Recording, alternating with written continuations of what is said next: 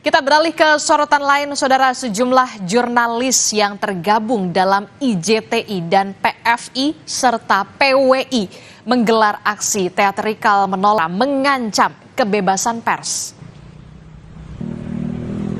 Aksi teatrikal ini berlangsung di Simpang Gadok, Bogor, Jawa Barat.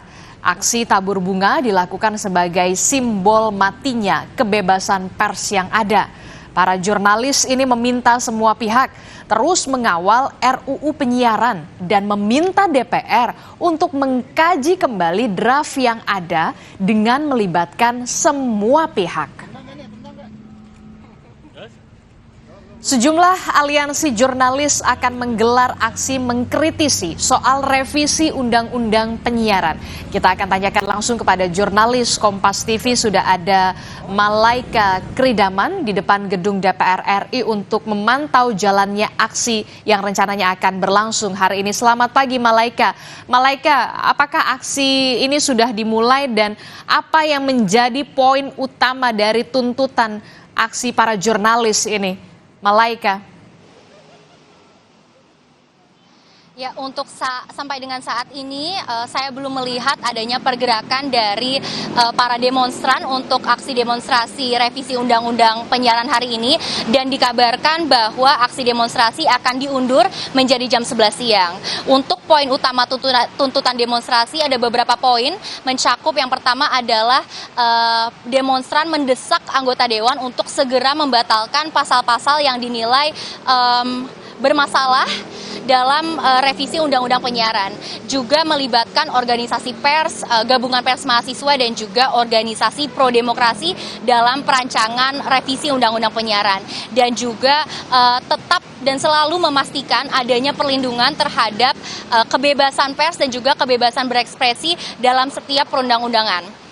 Ada pula beberapa pasal-pasal dari draft revisi perundang-undangan yang dinilai bermasalah dan juga mengkhawatirkan.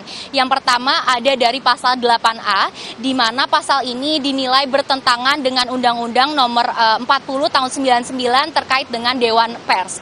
Di mana jika undang-undang hari ini disahkan, Komisi Penyiaran Indonesia memiliki wewenang untuk menyelesaikan sengketa jurnalistik di bidang penyiaran. Yang kedua ada dari pasal 50B, di mana selain bertentangan juga dengan undang-undang, pasal ini dinilai mengancam kemerdekaan pers. Karena sebelumnya pers nasional tidak dikenakan penyensoran ataupun pelarangan penyiaran. Dan yang terakhir masih juga dalam pasal 50B, pasal ini dinilai sangat subjektif dan juga multitafsir karena penghinaan dan juga pencemaran nama baik. Adisti. Oke, kita tentu saja akan mengawal bagaimana jalannya aksi ini, karena memang kalau kita lihat revisi undang-undang jangan sampai mengancam kebebasan pers, pastinya membungkam kebebasan pers. Nah, terakhir Malaika, nanti kan akan ada para jurnalis bahkan juga mahasiswa akan turun ke jalan untuk mengawal aksi ini. Pengamanannya akan seperti apa dan skema arus lalu lintasnya seperti apa di sekitar gedung DPR RI? Ya, untuk saat ini yang saya lihat arus lalu lintas di sekitar dan juga akses menuju gedung DPR RI masih terlihat kondusif, dan juga dari pihak kepolisian belum melakukan penutupan ataupun pengkondisian arus lalu lintas di sekitaran gedung DPR RI. Dan bisa saya lihat bahwa kendaraan beroda 2 maupun kendaraan beroda 4 masih dengan bebas bisa melintasi dan juga melewati gedung DPR RI. Untuk keamanan, untuk pihak keamanan, tadi saya sempat sudah lihat juga pihak kepolisian sudah melakukan patroli di area sekitaran gedung DPR RI dan sedang melakukan persiapan untuk keamanan aksi demonstrasi nanti. Baik, terima kasih informasinya jurnalis Kompas TV Malaika Kridaman melaporkan langsung dari depan gedung DPR MPR RI di Senayan, Jakarta. Terima kasih Malaika. Saudara, informasi penting dan juga menarik lainnya masih akan kami hadirkan usai jeda. Jadi tetaplah bersama kami di Sapa Indonesia Pagi.